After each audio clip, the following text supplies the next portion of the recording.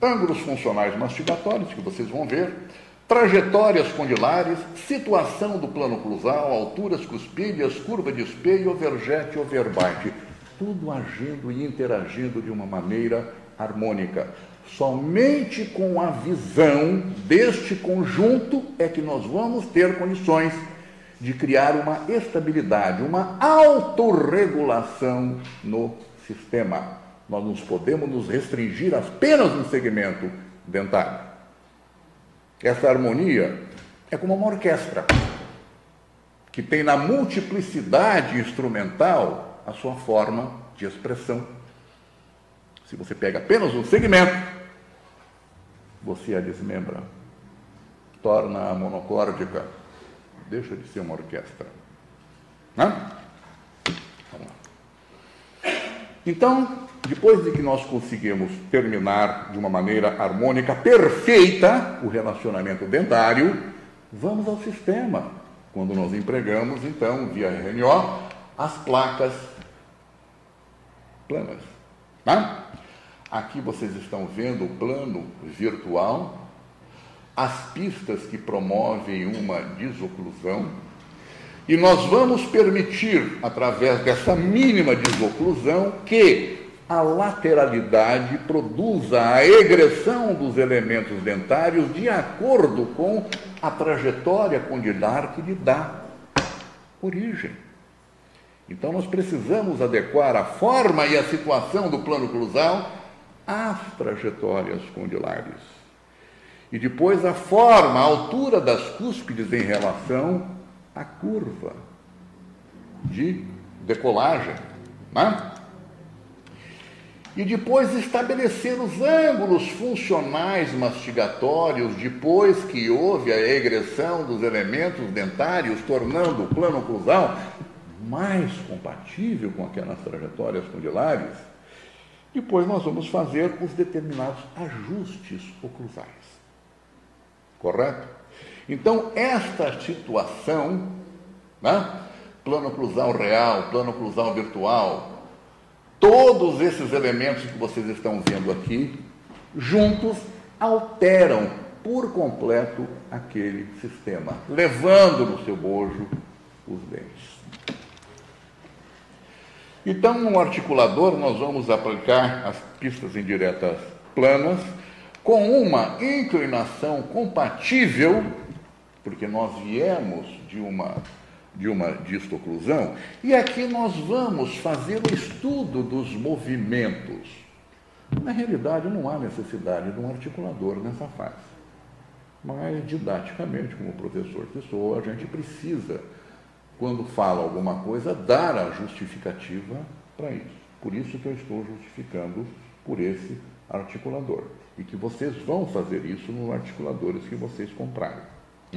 Nós estamos procurando aqui ajustar a forma e situação do plano oclusal à trajetória individual do paciente, que nem sempre obrigatoriamente é a mesma.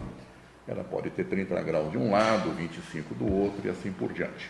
Nós vamos adaptar o plano oclusal àquela trajetória condilar. A altura cuspídea, a altura cuspídea em relação à forma, à curva de decolagem, e overjet e overbite em relação à altura cuspídea e trajetória condília. Ou seja, sinergismo completo desses sistemas. Fora isso, gente, não há como equilibrar. O ajuste oclusal, que nós não vamos entrar, evidentemente, em detalhes, mas que vocês verão quando estiverem fazendo aqueles ajustes, fazendo a montagem das próteses totais, vocês vão aprender onde, de fato, vocês precisam desgastar. Tanto em cêntrica, relativo a esses números que correspondem a cúspides e fossas e regiões interproximais, e facetas de desgaste em trabalho e em balanceio, que vocês veem em vermelho e verde. O método que vocês fazem em articulador e montagem de prótese total vai ajudar em muito que vocês façam de uma maneira simples a memorização fotográfica de todos esses elementos, a ponto de perguntar para você, qual é o contato que existe no segundo premolar superior do lado direito em balanceio, vocês vão saber exatamente qual é, que é pela sua vertente disto vestibular, né? E com as cúspides vestibulares do primeiro molar pelas suas vertentes mesolinguais. Eu guardei isso? Não. Houve um método de aprendizado que me permitiu conhecer praticamente todos os pontos e facetas de desgaste, que serão úteis quando nós tivermos que fazer o ajuste oclusal. Correto? Então, nós precisamos de um elemento muito específico para aprender ajuste oclusal. Não é muito usado, talvez, porque não é muito compreendido. Porque não existe outra forma de aprender ajuste oclusal a não ser dessa forma, que o próprio Planas me ensinou. O que se faz por desconhecer ajuste oclusal é fingir que ensina, o aluno fingir que aprendeu e não fazer nada.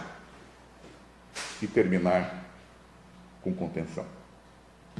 Precisamos exorcizar esse quadro, porque ele é existente, ele é materializado, ele é verdadeiro. Os contatos cêntricos,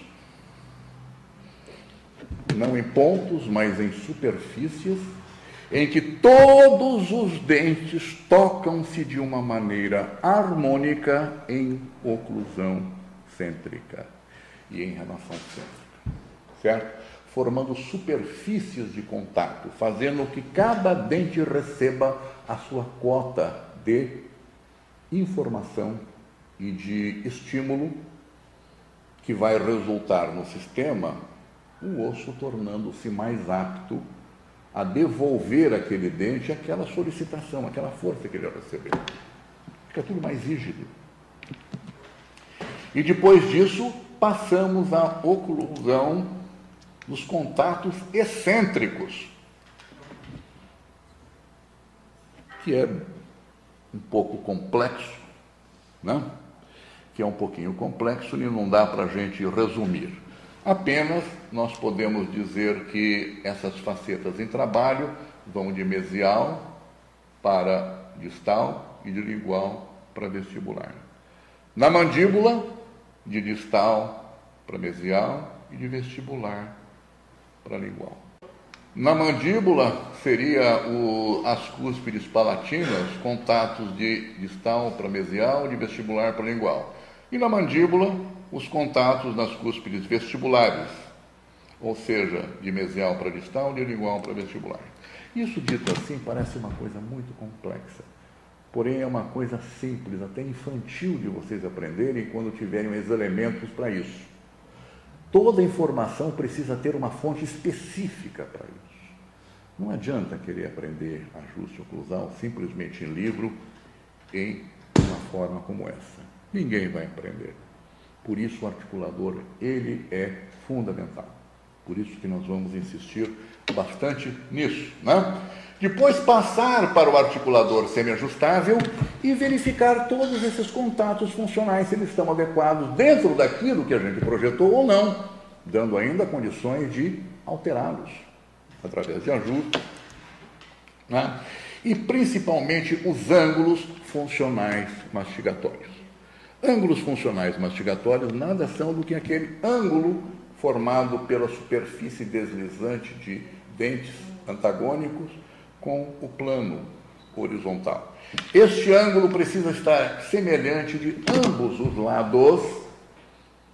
Se não estiver, se um deles estiver menor, o indivíduo inevitavelmente vai mastigar para o lado que aquele ângulo for menor. Não se entende finalização ortodôntica sem conhecimento e aplicação desta grande verdade que vem a ser ângulo funcional mastigatório. Se vocês terminam um tratamento com ângulo menor, o indivíduo vai mastigar somente daquele lado, com uma meia boca. Meia boca sugere tratamento também, literalmente meia boca. Não?